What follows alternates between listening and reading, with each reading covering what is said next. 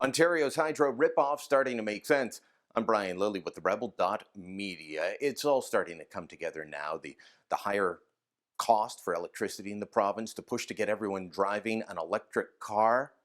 They need the customers. That's what this comes down to. If you didn't hear, Ontario's prices for hydroelectricity went up again on May the 1st. Happy May Day, everyone. You get to pay for Kathleen Wynne's misadventures in the electricity market. What are the rates now? According to the Progressive Conservative opposition, they've gone up 418% since the Liberals took power in 2003. But what's that mean for you in real numbers? Well, if you're using between 7 p.m. and 7 a.m., that's the off-peak hour, you're going to be paying 8.7 cents a kilowatt hour. Mid-peak, which is 7 a.m. to 11 a.m. and 5 p.m. to 7 p.m., it's 13.2 cents a kilowatt hour. And if you're using during peak hours of 11 a.m. to 5 p.m. on weekdays, it's a whopping 18 cents a kilowatt hour.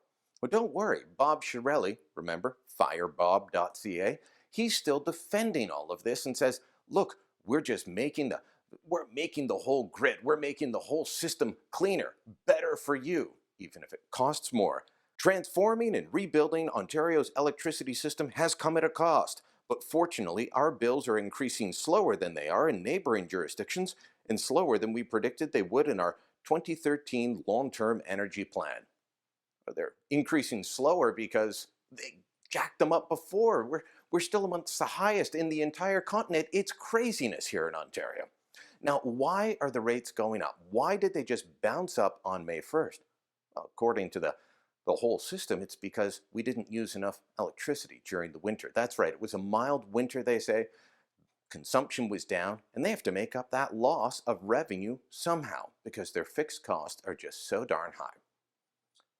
Which brings me back to the electric car. Remember last week I was telling you about Kathleen Wynne's climate change plan and how she wants us all in electric cars, even though they're not actually made in Ontario, even though achieving the numbers that she says she wants to achieve for electric car use in this province would effectively kill off assembly line plants for the popular Honda Civic or Dodge Grand Caravan or Toyota Corolla. Even though that would happen, she wants to do this push. Why? She needs the customers. Can you imagine a system where the government controlled the gasoline stations and the gasoline supply? They wouldn't be pushing electricity at all. They are the only people that we can get our electricity from. Now they're pimping out electric cars. Tell me there's not a bit of conflict of interest there, don't you think? Tell me that this isn't part of a grand plan to allow her to keep building the wind turbines that communities across the province say they don't want.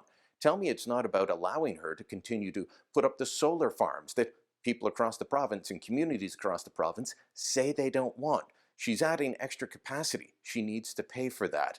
They're going to jack up rates again and again and again until we are in energy poverty.